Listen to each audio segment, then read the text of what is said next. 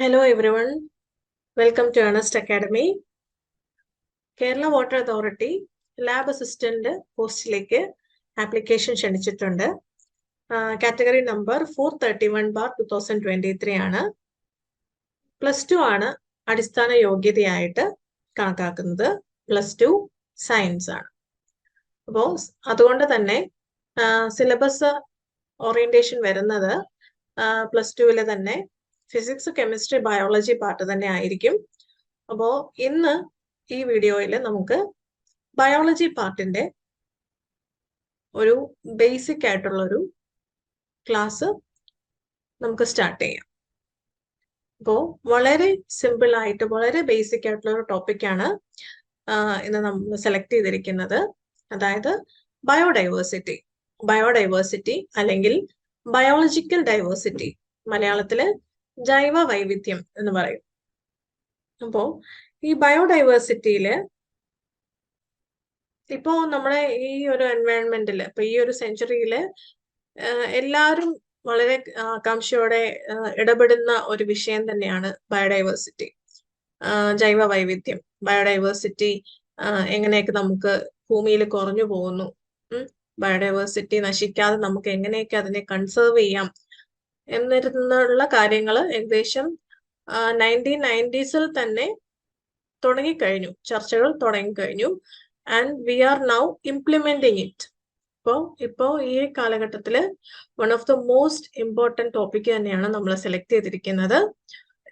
വളരെ ഇമ്പോർട്ടൻ്റ് ആണ്, എന്നാൽ വളരെ ബേസിക്കും ആണ്. ഓക്കെ, നമുക്ക് സ്റ്റാർട്ട് ചെയ്യാം.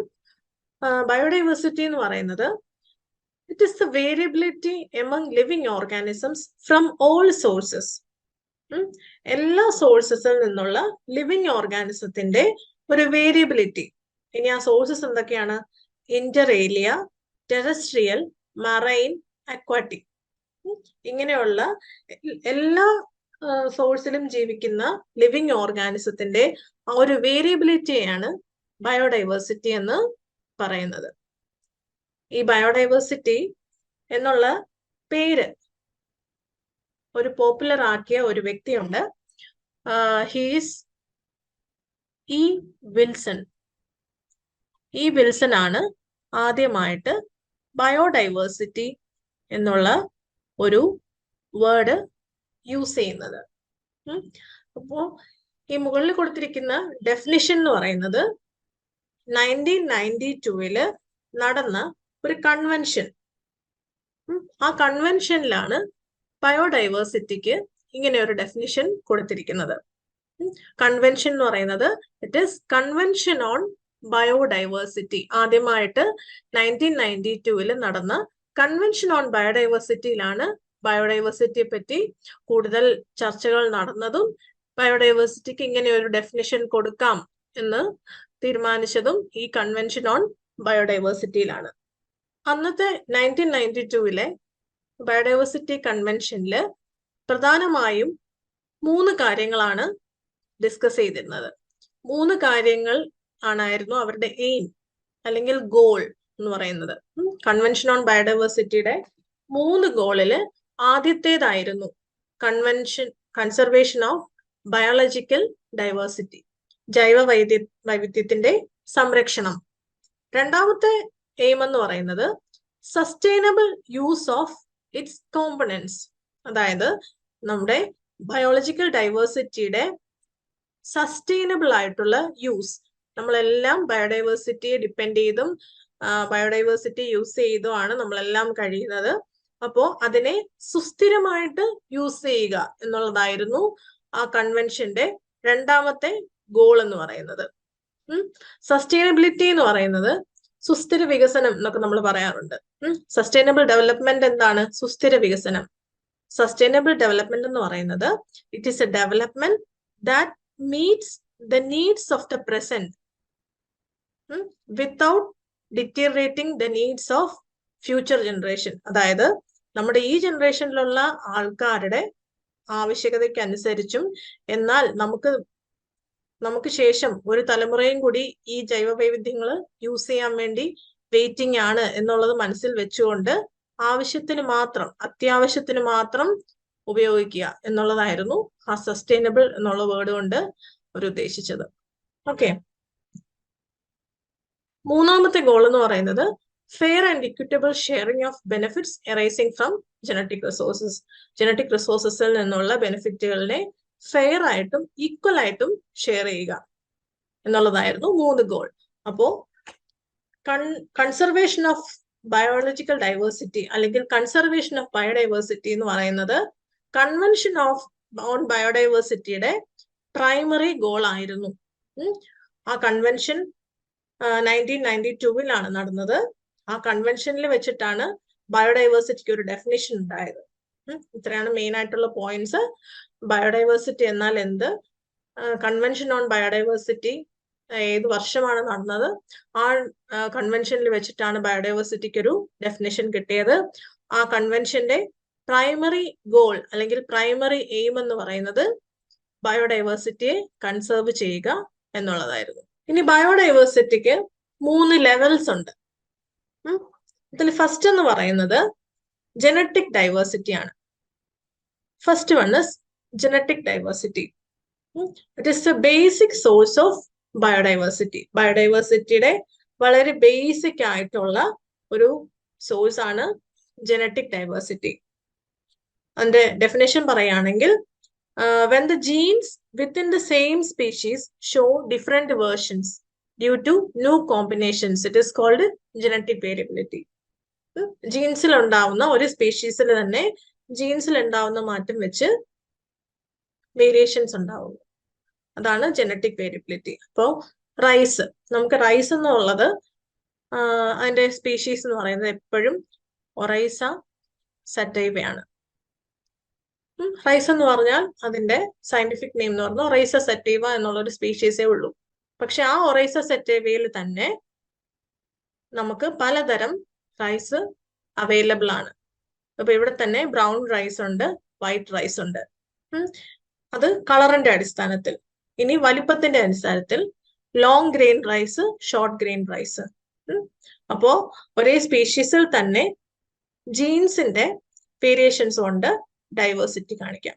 അപ്പൊ അതാണ് ജനറ്റിക് ഡൈവേഴ്സിറ്റി. ഓക്കെ, അടുത്തതാണ് സെക്കൻഡ് വൺ ആണ് species diversity. This is a variability found within the population or a species or between different species of a community. സ്പീഷീസിൽ ഉണ്ടാവുന്ന ആ ഒരു വേരിയേഷൻസ്, ആ ഒരു വേരിയബിലിറ്റിയാണ് സ്പീഷീസ് ഡൈവേഴ്സിറ്റി.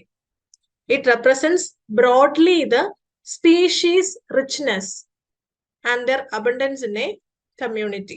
അപ്പോൾ സ്പീഷീസ് റിച്ച്നെസ്സിനെയും അബണ്ടൻസിനെയൊക്കെ, സ്പീഷീസിന്റെ അബണ്ടൻസിനെയൊക്കെ റെപ്രസെന്റ് ചെയ്യുന്ന ആ ഒരു ഡൈവേഴ്സിറ്റിയാണ് സ്പീഷീസ് ഡൈവേഴ്സിറ്റി. ഇനി ഈ സ്പീഷീസ് ഡൈവേഴ്സിറ്റി മെഷർ ചെയ്യാൻ 2 ഇമ്പോർട്ടന്റ് ആയിട്ടുള്ള ഇൻഡിസസ് യൂസ് ചെയ്യുന്നുണ്ട്. ഇത് ഫസ്റ്റ് വൺ ആണ് Shannon Wiener index and second one is Simpson index. ഓർത്ത് വെച്ചിരുന്നാൽ മതി. ഇപ്പൊ ബയോഡൈവേഴ്സിറ്റി എന്താന്ന് പറഞ്ഞു, ഏത് കൺവെൻഷനിലാണ് ബയോഡൈവേഴ്സിറ്റിക്ക് ആ ഒരു ഡെഫിനിഷൻ കിട്ടിയത് എന്ന് പറഞ്ഞു. ഇപ്പൊ ഈ ബയോഡൈവേഴ്സിറ്റിക്ക് 3 ലെവലുകൾ ഉണ്ടെന്ന് പറഞ്ഞു. ഫസ്റ്റ് വൺ ആണ് ജനറ്റിക് ഡൈവേഴ്സിറ്റി, സെക്കൻഡ് വൺ ആണ് സ്പീഷീസ് ഡൈവേഴ്സിറ്റി, തേർഡ് വൺ ആണ് ഇക്കോസിസ്റ്റം ഡൈവേഴ്സിറ്റി. ഇക്കോസിസ്റ്റം ഡൈവേഴ്സിറ്റി എന്ന് പറയുന്നത് this is a diversity of ecological complexity showing variations in ecological niches, tropical structure, food web, nutrient cycle. ഇവയൊക്കെയുള്ള ആ ecological complexity കാണിക്കുന്ന diversity ആണ് ecosystem diversity. Genetic diversity same species ആയിരിക്കും, but different genetic variability. Species ഡൈവേഴ്സിറ്റിയില് it broadly represents species richness. ഇനി ഈ species diversity measure ചെയ്യാനായിട്ട് 2 indices use ചെയ്യുന്നുണ്ട്. അതാണ് Shannon Wiener index and Simpson index. ഇത് ഓർത്ത് വയ്ക്കുക. പിന്നെ ഇക്കോസിസ്റ്റം ഡൈവേഴ്സിറ്റി. ഇനി അടുത്ത ഒരു ടോപ്പിക്കാണ് ഹോട്ട്സ്പോട്ട്സ് ഓഫ് ബയോഡൈവേഴ്സിറ്റി. ഹോട്ട്സ്പോട്ട്സ് ആ പേരിൽ തന്നെ അറിയാം, ഒരു സ്പെഷ്യൽ ആണ്. They are the areas which exhibit high species richness as well as high species എൻഡമിസം. അങ്ങനെയുള്ള ഏരിയാസിനെ പറയുന്ന പേരാണ് ഹോട്ട്സ്പോട്ട്സ് ഓഫ് ബയോഡൈവേഴ്സിറ്റി എന്നുള്ളത്. സ്പീഷീസ് റിച്ച്നെസ് പറഞ്ഞു. ഒരു സ്പീഷീസ് തന്നെ ആ ഏരിയയിൽ കുറെ നമ്പർ ഉണ്ടായിരിക്കുന്നതാണ് species richness. The areas which exhibit high species richness as well as high species എൻഡമിസം. എൻഡമിസം എന്ന് പറയുന്നത് ഒരു ജോഗ്രഫിക്കൽ ഏരിയയിൽ ഒരു സ്പീഷീസ് മാത്രമേ ഉള്ളൂ എങ്കിൽ അതിനെ എൻഡമിക് സ്പീഷീസ് എന്ന് പറയാം. ഓക്കെ, അപ്പോൾ ഒരു റീജിയനിൽ മാത്രം കാണപ്പെടുന്ന ഒരു ടൈപ്പ് സ്പീഷീസ് ഉണ്ടെങ്കിൽ ആ സ്പീഷീസിനെയൊക്കെ എൻഡമിക് സ്പീഷീസ് എന്നാണ് നമ്മൾ പറയുന്നത്. അപ്പോ the areas which exhibit high species richness and high species endemism are termed as hotspots of biodiversity. അപ്പോ ഹൈലി കൺസേർവ്ഡ് ആയിട്ടുള്ള ഏരിയാസ് ആണ് ബയോഡൈവേഴ്സിറ്റി ഹോട്ട്സ്പോട്ട്സ് എന്ന് പറയുന്നത്. നമുക്ക് ഗ്ലോബൽ ലെവലിൽ ഏകദേശം 25 ബയോളജിക്കൽ ഹോട്ട്സ്പോട്ട്സ് ആണ് ഉള്ളത്. ഈ നമ്പർ ഓർത്ത് വെക്കുക. ഗ്ലോബൽ ലെവലിൽ 25 ബയോളജിക്കൽ ഹോട്ട്സ്പോട്ട്സ് ആണ് നമുക്കുള്ളത്. Out of which 2 are present in India. നമ്മുടെ ഇന്ത്യയിൽ തന്നെ 2 ബയോളജിക്കൽ ഹോട്ട്സ്പോട്ട്സ് ഉണ്ട്. And first one is eastern Himalayas, നമ്മുടെ eastern Himalayan region and our western Ghats. Western Ghats എന്ന് പറയുന്നത് എന്താണ്? പശ്ചിമഘട്ടം. പശ്ചിമഘട്ടത്തെ സംരക്ഷിക്കുക എന്നൊക്കെ പറഞ്ഞ് നമ്മൾ കുറെ റിപ്പോർട്ട്സ് ഒക്കെ വന്നിട്ടുണ്ട്, ചർച്ചകൾ നടക്കുന്നു. അപ്പോ ബയോളജിക്കലി അത്രയും ഇമ്പോർട്ടന്റ് ആയിട്ടുള്ള, അത്രയും സ്പീഷീസ് റിച്ച്നെസ്സും അത്രയും എൻഡമിക് സ്പീഷീസും ഉള്ള ഈ 2 ഏരിയാസ് ആണ് നമുക്ക് ഇന്ത്യയിലുള്ളത്. അപ്പോ നമ്പർ ഓർത്ത് വെക്കുക. ആദ്യം ഓർത്ത് വെക്കേണ്ടത് ഹോട്ട്സ്പോട്ട് എന്നാൽ എന്ത്, ഒന്ന് സ്പീഷീസ് റിച്ച്നെസ്സും സ്പീഷീസ് എൻഡമിസവും, ഈ 2 വേർഡ്സ് ഓർത്ത് വെക്കുക. പിന്നെ ഗ്ലോബൽ ലെവലിൽ എത്ര നമ്പർ ഉണ്ട്? 25. ഗ്ലോബൽ ലെവലിൽ 25. അതിൽ 2 എണ്ണം ഇന്ത്യയിൽ തന്നെയാണ്. 2 of the total hotspots in the global level are in India. ഇനി അത് ഏതൊക്കെയാണ് എന്ന് ചോദിക്കുകയാണെങ്കിൽ eastern Himalayas and western Ghats. Western Ghats നമ്മുടെ സതേൺ റീജിയനിലാണ്. ഏതൊക്കെ സ്റ്റേറ്റ്സ് ഇൻക്ലൂഡ് ചെയ്യുമെന്ന് ചോദിച്ചാൽ Kerala, Tamil Nadu, Karnataka, Maharashtra. Small portions of Maharashtra. അപ്പോ ഇത്രയാണ് ഹോട്ട്സ്പോട്ട്സിനെ പറ്റി പറയുന്നത്. ഓർത്ത് വെക്കേണ്ടത് ഗ്ലോബൽ ലെവലിലുള്ള നമ്പറും നമ്മുടെ ഇന്ത്യയിൽ എത്ര നമ്പറാണുള്ളത്, ഇന്ത്യയിലുള്ള ഹോട്ട്സ്പോട്ട്സ് ഏതൊക്കെയാണ്, ഇത്രയാണ് ഓർത്ത് വെക്കേണ്ടത്.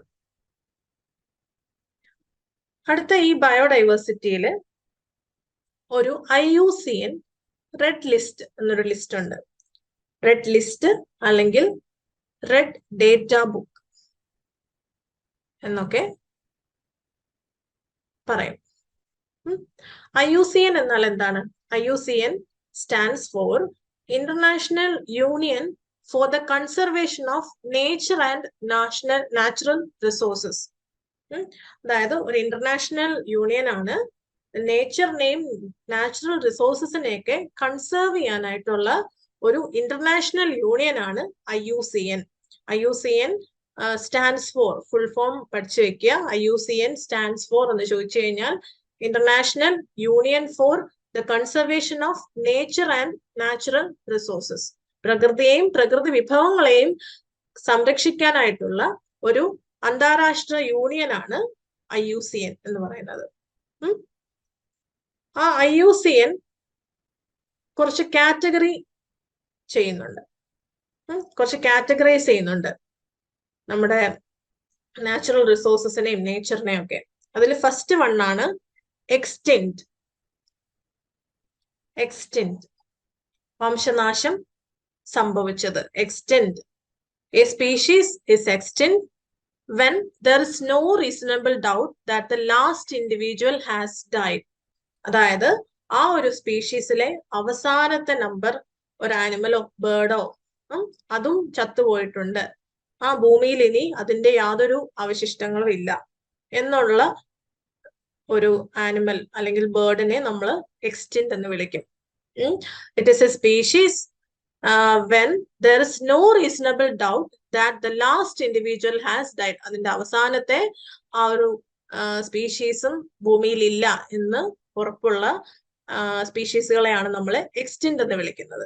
അതിന് എക്സ്റ്റിൻറ്റ് ആയിട്ടുള്ള രണ്ട് സ്പീഷീസുകളാണ് ഡോഡോയും passenger പീജിയോണും. Dodo and passenger pigeon are considered as extinct as per IUCN Red List category. Okay. Next is extinct in the wild. Extinct in the wild എന്ന് പറയുന്നത് extinct ആയി but survives only in cultivation or captivity. കൾട്ടിവേഷനിലും അല്ലെങ്കിൽ captivity, ആനിമൽസിനെ keep ചെയ്യുന്ന ആ ഒരു അവസ്ഥയിൽ മാത്രം survive ചെയ്യുന്നു. ബട്ട് എക്സ്റ്റിൻക്റ്റ് ഇൻ ദ വൈൽഡ്, അതാണ് എക്സ്റ്റിൻക്റ്റ് ഇൻ ദ വൈൽഡ്. അടുത്തതെന്ന് പറയുന്നത് ത്രെറ്റൻഡ് സ്പീഷീസ്. ത്രെറ്റൻഡ് സ്പീഷീസ് എന്നാണ് മൂന്നാമത്തെ കാറ്റഗറി. ത്രെറ്റൻഡ് സ്പീഷീസിൽ 3 സബ് കാറ്റഗറീസ് ഉണ്ട്. മൂന്നാമത്തെ കാറ്റഗറിയാണ് ത്രെറ്റൻഡ് സ്പീഷീസ്. അതിൽ തന്നെ 3 sub category. And the first one is critically endangered, endangered and vulnerable. Critically endangered എന്ന് പറയുമ്പോൾ A species is critically endangered when it is facing an extremely high risk of extinction in the wild in the immediate future. വളരെ അടുത്ത് തന്നെ വംശനാശം നേരിട്ടേക്കാവുന്ന സ്പീഷീസുകളെയാണ് critically endangered എന്നുള്ള കാറ്റഗറിയിൽ പെടുത്തിയിരിക്കുന്നത്. അപ്പോൾ ഈ ത്രെറ്റൻഡ് സ്പീഷീസ് എന്ന് പറയുന്നത് ഒരിക്കലും വംശനാശം വന്നവയല്ല. വംശനാശ ഭീഷണി നേരിടുന്ന സ്പീഷീസുകളെയാണ് ത്രെറ്റൻഡ് സ്പീഷീസ് എന്ന് പറയുന്നത്. അപ്പോ ആദ്യം തന്നെ 3 സബ് കാറ്റഗറികളായിട്ട് തിരിച്ചിട്ടുണ്ട്. Critically endangered, endangered and vulnerable. വളരെ ഇമ്മീഡിയറ്റ് ഫ്യൂച്ചർ, വളരെ അടുത്ത കാലത്ത് ഒട്ടും താമസമില്ലാതെ തന്നെ വംശനാശത്തിലേക്ക് പോവാം എന്നുള്ള ഭീഷണി നേരിടുന്ന സ്പീഷീസുകളാണ് ക്രിട്ടിക്കലി എൻഡേഞ്ചേർഡ് കാറ്റഗറിയിൽ പെടുന്നത്. അടുത്തതെന്ന് പറയുന്നത് എൻഡേഞ്ചേർഡ് ആണ്. A species whose numbers are so small that the species is at the risk of extinction. അത് അതിന്റെ സ്പീഷീസിന്റെ നമ്പർ, ആനിമലിന്റെയോ പ്ലാന്റിന്റെയോ നമ്പർ ഒക്കെ വളരെ കുറച്ചേ ഉള്ളൂ, അത് ഭാവിയില് വംശനാശം നേരിട്ടേക്കാം എന്നിങ്ങനെയുള്ളതാണ് എൻഡേഞ്ചേർഡ് എന്ന് പറയുന്നത്. ഇനി വൾണറബിൾ എന്ന് പറയുന്നത് A species is vulnerable when it is not critically endangered or endangered but is facing high risk of becoming endangered in the near future. ഇപ്പോൾ ത്രെറ്റൻഡ് സ്പീഷീസിലെ മൂന്നാമത്തെ കാറ്റഗറിയാണ് വൾണറബിൾ എന്ന് പറയുന്നത്. അതായത് വൾണറബിൾ എന്ന് പറയുമ്പം ക്രിട്ടിക്കൽ എൻഡേഞ്ചേർഡും അല്ല, എൻഡേഞ്ചേർഡും അല്ല, എന്നാൽ they are at high risk for becoming endangered in the future. ഈ എൻഡേഞ്ചേർഡ് ആവാനായിട്ടുള്ള സാധ്യതയുള്ള സ്പീഷീസുകളെയാണ് വൾണറബിൾ സ്പീഷീസുകൾ എന്ന് പറയുന്നത്. അടുത്ത കാറ്റഗറിയാണ് നിയർ ത്രെറ്റൻഡ്, ഫോർത്ത് കാറ്റഗറി. അപ്പോ എക്സ്റ്റെൻഡ് പറഞ്ഞു, എക്സ്റ്റെൻഡ് ഇൻ ദ വൈൽഡ് പറഞ്ഞു, ത്രെറ്റൻഡ് പറഞ്ഞു, near threatened. A category on the IUCN Red List of threatened species which indicate that the taxon has been evaluated against the Red List criteria does not qualify for critically endangered, endangered and vulnerable status now, but is close to qualify or likely to qualify for a threatened category in near future. ഇത്രയാണ് correct definition എന്ന് പറയുന്നത് ഇതാണ്. എന്നാലും മനസ്സിലാക്കാൻ വളരെ കുറച്ച് മതി. കാരണം ഈ ത്രെറ്റൻഡ് കാറ്റഗറിയിലെ ക്രിട്ടിക്കലി എൻഡേഞ്ചേർഡോ എൻഡേഞ്ചേർഡോ വൾണറബിളോ അല്ലാത്ത സ്പീഷീസുകൾ, എന്നാൽ ഭാവിയിൽ ഈ ത്രെറ്റൻഡിലെ ഏതെങ്കിലും 3 കാറ്റഗറിയിൽ ഉൾപ്പെട്ടേക്കാം എന്നുള്ള സ്പീഷീസുകളെയാണ് നിയർ ത്രെറ്റൻഡ് എന്ന് പറയുന്നത്. ഇത് ഡെഫിനേഷൻ ആസ് സച്ച് കൊടുത്തിരിക്കുന്നതേ ഉള്ളൂ. അതായത് IUCN റെഡ് ലിസ്റ്റ് കാറ്റഗറിയിൽ നോക്കുമ്പോൾ ഈ ഏത് സ്പീഷീസ് ആണോ ക്രിട്ടിക്കൽ എൻഡേഞ്ചേർഡും അല്ല, എൻഡേഞ്ചേർഡും അല്ല, വൾണറബിളും അല്ല, പക്ഷേ ഭാവിയിൽ ഈ 3 കാറ്റഗറിയിൽ ഏതെങ്കിലും ഉൾപ്പെട്ടേക്കാം. അങ്ങനെയുള്ള ഭീഷണി നേരിടുന്ന സ്പീഷീസുകളെയാണ് നിയർ ത്രെട്ടൻഡ് എന്ന് പറയുന്നത്. അടുത്ത ലാസ്റ്റ് കാറ്റഗറിയാണ് ലീസ്റ്റ് കൺസേൺ. ഈ ലീസ്റ്റ് കൺസേൺ എന്ന് പറയുന്നത് ഈ ക്രിട്ടിക്കലി എൻഡേഞ്ചേർഡും വൾനറബിളും അല്ലെങ്കിൽ നിയർ ത്രെട്ടൻഡും ഈ കൂട്ടത്തിൽ എങ്ങും പെടാത്ത വളരെ ലീസ്റ്റ് കൺസേൺ, അതായത് എങ്ങാനും കുറെ നൂറ്റാണ്ടുകൾക്ക് ശേഷം ചിലപ്പോ എക്സ്റ്റെൻഡ് ആയേക്കാം അല്ലെങ്കിൽ ത്രെട്ടൻഡ് ആയേക്കാം എന്നുള്ള വളരെയധികം വർഷങ്ങൾക്ക് ശേഷം മാത്രം ഈ ഒരു കാറ്റഗറിയിലൊക്കെ പെട്ടേക്കാവുന്ന സ്പീഷീസുകളെയാണ് ലീസ്റ്റ് കൺസേൺ എന്ന് പറയുന്നത്. അപ്പോൾ IUCN എന്ന് പറയുന്നത് ഡെഫിനേഷൻ ഓർത്ത് വയ്ക്കുക. IUCNന്റെ ഫുൾ ഫോം ഓർത്ത് വയ്ക്കുക. International union for nature and natural resources. എന്ന് ഓർക്കുമ്പോൾ ഇന്റർനാഷണൽ ആണ്, not related to India. International ആണ്. ഇന്റർനാഷണൽ അവരൊരു റെഡ് ഡേറ്റ ബുക്ക് കീപ്പ് ചെയ്യുന്നുണ്ട്. അവര് സ്പീഷീസിനെയൊക്കെ 5 കാറ്റഗറി ആയിട്ട് ഡിവൈഡ് ചെയ്യുന്നുണ്ട്. Extinct in the wild, threatened, near threatened, least concern. ഇത്രയാണ് കാറ്റഗറീസ്. ഇനി ഇപ്പൊ ഇങ്ങനെ വംശനാശം ഒക്കെ വരുന്നു എന്ന് പറഞ്ഞു. അതായത് ബയോഡൈവേഴ്സിറ്റി കുറയുന്നതും ഒക്കെ ഒരു ഫാക്ടറാണ്. ബയോഡൈവേഴ്സിറ്റി നമുക്ക്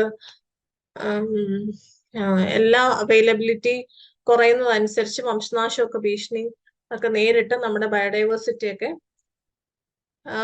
ലാൻഡ് ഒക്കെ കുറയാണ് വെച്ചോളൂ. അപ്പൊ അങ്ങനെ ബയോഡൈവേഴ്സിറ്റി നമുക്ക് എങ്ങനെ കൺസേർവ് ചെയ്യാം? അപ്പൊ ബയോഡൈവേഴ്സിറ്റിയെ കൺസേർവ് ചെയ്യാനുള്ള 2 മെത്തേഡ്സ് ആണ് നമുക്ക് ഇവിടെ ഡിസ്കസ് ചെയ്യാൻ പോകുന്നത്. അപ്പോൾ കൺസർവേഷൻ ഓഫ് ബയോഡൈവേഴ്സിറ്റി, ഈ ജൈവ വൈവിധ്യത്തിന്റെ സംരക്ഷണം. കൺസർവേഷൻ എന്ന് പറയുന്നത് it is A protection, preservation, management or restoration of wild life and natural resources such as forest and water. Biodiversity എന്ന് പറയുന്നത് പ്രൊട്ടക്ഷൻ, പ്രൊട്ടക്ട് ചെയ്യണം, പ്രിസർവ് ചെയ്യണം, ബയോഡൈവേഴ്സിറ്റിയെ പ്രോപ്പറായിട്ട് മാനേജ് ചെയ്യണം. അതായത് ഫർദർ ലോസ് ഒന്നും ഉണ്ടാവാതെ ഉള്ള ലോസിനെയൊക്കെ ഇക്വേറ്റ് ചെയ്ത് സംരക്ഷിച്ച് ഇനി എന്തെങ്കിലുമൊക്കെ റീസ്റ്റോറേഷൻ നടത്താമെങ്കിൽ പഴയ രീതിയിലാക്കാൻ ശ്രമിച്ച് റീസ്റ്റോർ ചെയ്ത് വൈൽഡ് ലൈഫിനെയും നാച്ചുറൽ റിസോഴ്സസിനെയും, അതായത് വൈൽഡ് ലൈഫും ഫോറസ്റ്റ്, വാട്ടർ, ജലത്തെ ഉൾപ്പെടെ നമ്മൾ പ്രൊട്ടക്ട് ചെയ്ത് പ്രിസർവ് ചെയ്ത് മാനേജ് ചെയ്യുന്ന ആ ഒരു പ്രോസസ്സിനെയാണ് ബയോഡൈവേഴ്സിറ്റി കൺസർവേഷൻ എന്ന് പറയുന്നത്. ഈ ബയോഡൈവേഴ്സിറ്റി കൺസർവേഷനെ മെയിൻ ആയിട്ട് 2 ആയിട്ട് ഡിവൈഡ് ചെയ്തിട്ടുണ്ട്. ഒന്ന് ex situ conservation and in situ conservation. ഇതില് എക്സ് സിറ്റ്യൂ കൺസർവേഷൻ എന്ന് പറയുന്നത് ഔട്ട്സൈഡ് ദ നാച്ചുറൽ ഹാബിറ്റാറ്റ്, അതായത് ഓഫ് സൈറ്റ് എന്ന് വയ്ക്കാം. അതിന്റെ ഒരു ആനിമലിന്റെ അല്ലെങ്കിൽ ഒരു ആനിമലിന്റെ നാച്ചുറൽ ഹാബിറ്റിൽ നിന്ന് മാറ്റി വേറൊരിടത്ത് കൊണ്ടുപോയി നമ്മൾ കൺസേർവ് ചെയ്യാണ്. അങ്ങനെയാണെങ്കിൽ അത് എക്സ് സിറ്റ്യൂ കൺസർവേഷൻ. ഇനി ഇൻ സിറ്റ്യൂ എന്ന് പറഞ്ഞാൽ എന്താ? On site. നമ്മൾ ഒരു ആനിമലിനെ അതിന്റെ വാസസ്ഥലത്ത് വെച്ച് തന്നെ നമ്മൾ കൺസേർവ് ചെയ്യുന്നെങ്കിൽ അതിനെ ഇൻ സിറ്റ്യൂ കൺസർവേഷൻ എന്ന് പറയും. അപ്പോ in situ conservation means maintenance of biodiversity in natural habitat. അതെവിടെയാണോ അതിന്റെ നാച്ചുറൽ ആയിട്ടുള്ള വാസസ്ഥലം അവിടെ വെച്ച് തന്നെ കൺസേർവ് ചെയ്യുന്നതിനെയാണ് ഇൻ സിറ്റ്യൂ കൺസർവേഷൻ. ഇനി അല്ല, ആ നാച്ചുറൽ ഹാബിറ്റാറ്റിൽ നിന്ന് പുറത്തു കൊണ്ടുപോയി എവിടെയെങ്കിലും നമ്മൾ കൺസേർവ് ചെയ്യുന്നുണ്ടെങ്കിൽ അതാണ് ex situ conservation. Ex situ conservation emphasises the conservation of biodiversity outside the natural habitat. Natural ഹാബിറ്റാറ്റിനെ പുറത്തു കൊണ്ടുവന്നതിനെ കൺസേർവ് ചെയ്യുന്നെങ്കിൽ അതാണ് എക്സ് സിറ്റ്യൂ കൺസർവേഷൻ. ഈ 2 വേർഡ്സ് ഓർത്ത് വെച്ചിരുന്നാൽ മതി. Ex situ means off the site, സൈറ്റിൽ നിന്ന് മാറി. In situ means in the site. Ex situ conservation. A set of conservation techniques involving the transfer of target species away from its native habitat. നമ്മൾ നേരത്തെ പറഞ്ഞു ഒരു സ്പീഷീസിനെ അതിന്റെ natural ആയിട്ടുള്ള വാസസ്ഥലത്തു നിന്ന് മാറ്റി പുറത്തൊരു സ്ഥലത്ത് കൊണ്ടുപോയി അതിനെ കൺസേർവ് ചെയ്യുന്നുണ്ടെങ്കിൽ അത് എക്സിറ്റീവ് കൺസർവേഷൻ. അതിന്റെ എക്സാമ്പിൾസ് ആണ് zoological garden, botanical garden, seed banks. അതായത് അതിന്റെ സ്വന്തമായിട്ടുള്ള ആ ഒരു വാസസ്ഥലത്തുനിന്ന് നമ്മൾ മറ്റൊരിടത്ത് കൊണ്ടുപോയി കൺസേർവ് ചെയ്യുന്നു. അതിന്റെ പ്രൈമറി ഒബ്ജക്റ്റീവ് എന്ന് പറയുന്നത് to support conservation by ensuring the survival of threatened species and the maintenance of associated genetic diversity. ആ ഒരു ത്രെറ്റൻഡ് സ്പീഷീസിനെ സർവൈവ് ചെയ്യുകയും കൂടാതെ അതിന്റെ ജനറ്റിക് ഡൈവേഴ്സിറ്റി കൺസേർവ് ചെയ്യുകയും ചെയ്തതാണ് അതിന്റെ മെയിൻ ആയിട്ടുള്ള objective. To do so, executive institutions preserve the genetic or reproductive material of the target species or take care of the living target species for the purpose of reintroduction. അപ്പോൾ threatened സ്പീഷീസിനെയാണ് കൂടുതലും ഈ executive കൺസർവേഷന് ചെയ്യുന്നത്. അതായത് ആ ആനിമലിനെയും അല്ലെങ്കിൽ അതിന്റെ genetic reproductive മെറ്റീരിയൽസിനെ എല്ലാം preserve ചെയ്ത് ആ ആനിമലിനെയും കൂടാതെ തന്നെ അതിന്റെ ജനറ്റിക് മെറ്റീരിയൽസിനെയും കൂടെ ഒക്കെ പ്രിസർവ് ചെയ്യുന്ന ആ ഒരു ഇതാണ് ഈ എക്സിക്യൂട്ടീവ് കൺസർവേഷന്റെ മെയിൻ ആയിട്ടുള്ള ഒബ്ജക്റ്റീവ്. അടുത്ത in situ conservation. In situ conservation means on site conservation. It is a conservation of habitat and ecosystem where the organisms naturally occur. അതിന്റെ നാച്ചുറൽ ഹാബിറ്റാറ്റിൽ തന്നെ അതിനെ കൺസർവ് ചെയ്യുന്ന പ്രോസസ് ആണ്, അല്ലെങ്കിൽ ആ കൺസർവേഷൻ ഫിനോമിനയാണ് ഇൻസിറ്റീവ് കൺസർവേഷൻ. ഇൻസിറ്റീവ് കൺസർവേഷൻ നമ്മൾ നടത്തുന്നത് ബയോസ്ഫിയർ റിസർവ്സിലാണ്. Biosphere reserves, national park, wild life sanctuary, sacred groves, biodiversity hotspots are also examples of in situ conservation. Biosphere reserves അല്ലെങ്കിൽ national park, wild life sanctuary, Sacred Groves. Sacred Groves എന്ന് വെച്ചാൽ കാവുകൾ. അപ്പൊ അവിടെയും ഒക്കെ bio diversity rich ആയിട്ടുള്ള സ്ഥലങ്ങളാണ്. അപ്പൊ അവിടെ വെച്ച് തന്നെ നമ്മൾ കൺസേർവ് ചെയ്യുന്നു. ബയോഡൈവേഴ്സിറ്റി ഹോട്ട്സ്പോട്ട്സും they are rich in the species ആയതുകൊണ്ട് അതും ഒരു ഇൻസിറ്റീവ് കൺസർവേഷന്റെ എക്സാമ്പിൾ ആയിട്ട് നമുക്ക് പറയാം. അടുത്ത ഈ ബയോഡൈവേഴ്സിറ്റി കൺസർവേഷൻ നമ്മളിപ്പോ ഇൻഡിവിജ്വലി ഓരോരുത്തർ വിചാരിക്കുന്നത് കൊണ്ട് നമുക്ക് ചിലപ്പോ ഒരു പരിധി വരെ നമുക്ക് അതിനെ കൺസേർവ് ചെയ്യാൻ പറ്റുള്ളൂ. അപ്പോ ഈ ബയോഡൈവേഴ്സിറ്റി കൺസേർവ് ചെയ്യാൻ വേണ്ടി ഇന്റർനാഷണൽ ലെവലിലും നമ്മുടെ നാഷണൽ ലെവലിലും ഒരുപാട് എഫേർട്സ് നടക്കുന്നുണ്ട്. അപ്പൊ അങ്ങനെയുള്ള കുറച്ച് കാര്യങ്ങളാണ് ഈ പറയാൻ പോകുന്നത്. ഇന്റർനാഷണൽ ലെവലിലാണ് കൺവെൻഷൻ ഓൺ ബയോളജിക്കൽ ഡൈവേഴ്സിറ്റി അല്ലെങ്കിൽ കൺവെൻഷൻ ഓൺ ബയോഡൈവേഴ്സിറ്റി 1992 നടന്നത്. അപ്പോഴാണ് ബയോഡൈവേഴ്സിറ്റിയെ പറ്റിയുള്ള ഡീറ്റെയിൽഡ് ഡിസ്കഷൻസ് ഒക്കെ നടന്നതും മുന്നോട്ടുള്ള ബയോഡൈവേഴ്സിറ്റി കൺസർവേഷന് വേണ്ടിയിട്ട് ഒരു ഫൗണ്ടേഷൻ സ്റ്റോൺ ഒക്കെ ഉണ്ടായത്. പിന്നെ അടുത്തതെന്ന് പറയുന്നത് sites, CITES, convention on international trade of endangered species. അതായത് എൻഡേഞ്ചേർഡ് ആയിട്ടുള്ള സ്പീഷീസ് നമ്മൾ പറഞ്ഞു നമ്മുടെ ത്രെറ്റൻഡ് കാറ്റഗറിയിലാണ് ഈ ക്രിട്ടിക്കലി എൻഡേഞ്ചേർഡ് വൾണറബിൾ വരുന്നത്. അപ്പോൾ ഈ എൻഡേഞ്ചേർഡ് ആയിട്ടുള്ള വംശനാശ ഭീഷണി നേരിടുന്ന ഈ എൻഡേഞ്ചേർഡ് സ്പീഷീസിന്റെ ഇന്റർനാഷണൽ ട്രേഡ് നിരോധിക്കുന്ന ഇന്റർനാഷണൽ ട്രേഡ് അങ്ങനെ നടത്താൻ പാടില്ല. അപ്പൊ അതിനെതിരേക്ക് പ്രവർത്തിക്കുന്ന ഒരു ഓർഗനൈസേഷൻ ആണ് convention on international trade of endangered species. Next is the convention on wetlands. Wetlands എന്ന് പറയുന്നത് തണ്ണീർത്തടങ്ങൾ. Previously wetland were considered as some waste land. അതായത് വളരെ ജൈവ വൈവിധ്യത്തെ പറ്റിയൊന്നും അധികം ആരും അത്ര ചർച്ച ചെയ്തിരുന്നില്ല. പക്ഷേ പിന്നീടാണ് മനസ്സിലായത് wetlands are not waste lands. Waste land അല്ല, wetland they are rich in biodiversity. Wetland എന്ന് പറയുന്നത് തണ്ണീർത്തടങ്ങളാണ്. ഇറാഖിലെ റാംസാറിൽ വെച്ച് നടന്ന കൺവെൻഷൻ ആയതുകൊണ്ടാണ് അതിനെ റാംസാർ കൺവെൻഷൻ എന്നും പറയാം. അപ്പൊ കൺവെൻഷൻ ഓൺ വെറ്റ്ലാൻഡ്സിന് വേണ്ടിയുള്ള കൺവെൻഷൻ ആണ് റാംസാർ കൺവെൻഷൻ എന്നും പറയും. ഇറാഖിലെ റാംസാറിൽ വെച്ചാണ് ആ കൺവെൻഷൻ നടന്നത്. പിന്നെ നമ്മുടെ ഇന്ത്യയിലെ തന്നെ ബയോഡൈവേഴ്സിറ്റി ആക്ട് 2002 പ്രൊട്ടക്ട്സ് ബയോഡൈവേഴ്സിറ്റി. പിന്നെ വൈൽഡ് ലൈഫിനെ പ്രൊട്ടക്ട് ചെയ്യാൻ വൈൽഡ് ലൈഫ് പ്രൊട്ടക്ഷൻ ആക്ട് 1972. പിന്നെ നമ്മുടെ ഇന്ത്യയിലെ തന്നെ ടൈഗറിനെയും എലിഫന്റിനെയും പ്രൊട്ടക്ട് ചെയ്യാനായിട്ട് project tiger and project elephant. Project tiger 1972 enact start ചെയ്തതെങ്കിലും എനാക്റ്റഡ് ഓൺ 1973. ഇപ്പൊ പ്രൊജക്ട് എലിഫന്റ് 1972. അപ്പൊ ഇതൊക്കെയാണ് നമ്മുടെ ബയോഡൈവേഴ്സിറ്റി കൺസർവേഷന് വേണ്ടിയിട്ടുള്ള ഇന്റർനാഷണൽ ആൻഡ് നാഷണൽ എഫേർട്സ് എന്ന് പറയുന്നത്. And next one is Ramsar site. Ramsar site അതായത് വെറ്റ്ലാൻഡ്, തണ്ണീർത്തടങ്ങൾ. അപ്പോ റാംസാർ സൈറ്റ് എന്ന് പറയുന്നത് it is a site or it's a wetland of international importance under the Ramsar Convention. Convention on Wetlands അതിനെ Ramsar convention എന്ന് പറയുന്നു. അതായത് international ലെവലില് importance ഉള്ള വെറ്റ്ലാൻഡുകളെ ആണ് റാംസാർ സൈറ്റുകൾ എന്ന് വിളിക്കുന്നത്. അപ്പോൾ റാംസാർ കൺവെൻഷൻ അനുസരിച്ച് wetlands which is of international importance under the Ramsar Convention or called a Ramsar Site.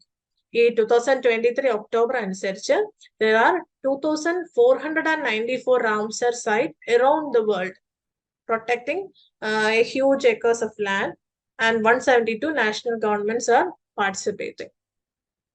അപ്പോൾ 2023 ഒക്ടോബർ അനുസരിച്ച് നിയർലി 2,500 ഓളം Ramsar sites ഉണ്ട് around the world. And in Kerala we have 3 Ramsar sites. നമുക്ക് 3 Ramsar സൈറ്റുകളുണ്ട്. Ashtamudi lake, Sasthamkotta lake and Vembanad lake. ഇത് 3ആണ് നമ്മുടെ കേരളത്തിലെ റാംസാർ സൈറ്റ്സ്. അതായത് wetlands of international importance under the Ramsar convention. Ashtamudi and Sasthamkotta are in Kollam district and Vembanad is in Ernakulam. അപ്പോ ഈ 3 lakes ആണ് they are the wetlands of international importance under the Ramsar Convention in Kerala. Okay, so we can have a wind up. നമ്മൾ first പറഞ്ഞത് ബയോഡൈവേഴ്സിറ്റിനെ പറ്റിയാണ്. one of the basic things in the biology part. Biodiversity എന്നാൽ എന്താണ്, ബയോഡൈവേഴ്സിറ്റിക്ക് ആ പേര് popular ആക്കി കൊടുത്തത് ആരാണ്, പിന്നെ ബയോഡൈവേഴ്സിറ്റി 3 ലെവൽസ് ഉണ്ടെന്ന് പറഞ്ഞു. Genetic levels, species level and ecosystem diversity. പിന്നെ പറഞ്ഞത് ബയോഡൈവേഴ്സിറ്റി ഹോട്ട്സ്പോട്ട്സിനെ പറ്റിയാണ്. 25 ഹോട്ട്സ്പോട്ട്സ് ഉണ്ടെന്ന് പറഞ്ഞു. അതിൽ 2 എണ്ണം നമുക്ക് ഇന്ത്യയിലാണ്, eastern Himalayas and western Ghats. പിന്നെ ബയോഡൈവേഴ്സിറ്റി IUCN കാറ്റഗറൈസ് ചെയ്തത് പറഞ്ഞു. Keep a red data book. അതിൽ കാറ്റഗറൈസ് ചെയ്തിരിക്കുന്നത് extinct in the wild, threatened, near threatened and least concern. അതിൽ തന്നെ ത്രെറ്റൻഡ് എന്ന് പറയുന്നത് 3 കാറ്റഗറീസ് വരുന്നുണ്ട്. Critically endangered and vulnerable. ഇനി കൺസർവേഷൻ ഓഫ് ബയോഡൈവേഴ്സിറ്റി. ബയോഡൈവേഴ്സിറ്റിയെ കൺസർവ് ചെയ്യാനായിട്ട് 2 മെത്തേഡ്സ് ഉണ്ട്. One is in situ conservation and the other is ex situ conservation. അപ്പൊ അത് രണ്ടും ഡീറ്റെയിൽ ആയിട്ട് നോക്കി.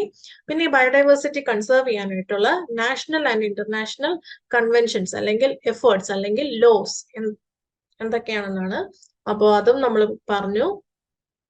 First is convention on biodiversity, പിന്നെ CITES, international trade of endangered സ്പീഷീസിനെയൊക്കെ തടയുന്ന സൈറ്റ്സ്, പിന്നെ biological diversity act, forest act, wild life protection act, then Project Tiger and Project Elephant for elephant and tigers in the country, and Convention on wetlands, and it is Ramsar Convention. And coming to the Ramsar site എന്ന് പറയുന്നത് they are wetlands of international importance under the Ramsar Convention. Totally 2,494 Ramsar sites under, and out of these in Kerala we have 3 wetlands which is of having international importance, and they are Ashtamudi, Shastangota and Vembanad. Don't forget the names, Ashtamudi, Shastangota and Vembanad lakes. And we have 3 Ramsar sites in our own state, Kerala. So, questions on discuss. And first question is, among these, which species are not in the IUCN classification of threatened species? Extinct, harmful, vulnerable, and endangered. And option B ആണ് correct answer. Harmful. Harmful എന്നൊരു category മാത്രം IUCN classificationൽ ഇല്ല. ബാക്കി 3 തന്നെ IUCN classificationൽ വരുന്ന categories ആണ്. Next question എന്ന് പറയുന്നത്, for documenting rare and endangered species of animals and plants, what is established? എന്താണ് എസ്റ്റാബ്ലിഷ് ചെയ്തേക്കുന്നതാണ്? Green data book, blue data book, red data book and none of these. Correct answer എന്ന് പറയുന്നത് red data book ആണ്. Third question, what are the species called whose members are few and live in a small geographical area? ഏത് ഇങ്ങനെയുള്ള സ്പീഷീസിനെ എന്ത് പറയുന്നതാണ് ചോദിച്ചിരിക്കുന്നത്? Extinct എന്നാണോ, endangered എന്നാണോ, ത്രെറ്റൻഡ് എന്നാണോ, റെയർ എന്നാണോ? അപ്പോ ഇവിടെ അങ്ങനെയുള്ള ചോയ്സ് ഒന്നും തന്നിരിക്കുന്നില്ല. ആൻഡ് ആകെ പറഞ്ഞിട്ടുള്ളത് ഹൂസ് മെമ്പേഴ്സ് ആർ ഫ്യൂ, അതായത് നമ്പർ വളരെ ഫ്യൂ ആണ്. And live in a small geographical area. അപ്പോ ഇതിന്റെ കറക്റ്റ് ആൻസർ എന്ന് പറയുന്നത് റെയർ ആണ്. Numbers are few and live in a small geographical area. Who popularized the term biodiversity? E. Wilson, R. Virchow, Robert Koch and Gregor Mendel. Option A ആണ് correct answer. E. Wilson ആണ് biodiversity എന്നുള്ള name popularize ചെയ്തത്. And next question and the last question, which place has the greatest biodiversity on earth? നമ്മുടെ ഭൂമിയിൽ ഏറ്റവും കൂടുതൽ biodiversity rich ആയിട്ടുള്ളത് ഏത് പ്ലേസ് ആണെന്നാണ് ചോദിച്ചിരിക്കുന്നത്. First option western guards, second Amazon rain forest, third African region and fourth option all of these. അപ്പൊ അതിന്റെ കറക്റ്റ് ആൻസർ എന്ന് പറയുന്നത് ആമസോൺ റെയിൻ ഫോറസ്റ്റ്. ആമസോൺ മഴക്കാടുകളിലാണ് എർത്തിലെ ഏറ്റവും കൂടുതൽ ബയോഡൈവേഴ്സിറ്റി റിച്ച് ആയിട്ടുള്ള സ്ഥലം. ആമസോൺ റെയിൻ ഫോറസ്റ്റ് ആണ്. So thank you. നമുക്ക് ഒരു ഫസ്റ്റ് ക്ലാസ് എന്നുള്ള രീതിയിൽ വളരെ ഒരു ബേസിക് ആയിട്ട് നമ്മളത് സ്റ്റാർട്ട് ചെയ്തു. അപ്പോ ലാബ് അസിസ്റ്റന്റ് എക്സാം 21 പോസ്റ്റിലേക്കാണ് വിളിച്ചിരിക്കുന്നത്. ഏണസ്റ്റ് അക്കാഡമി ഒഫീഷ്യൽസുമായിട്ട് ബന്ധപ്പെട്ട് നിങ്ങൾക്ക് ക്ലാസ്സിന് ജോയിൻ ചെയ്യാം. അപ്പോ ഓക്കെ, താങ്ക് യു.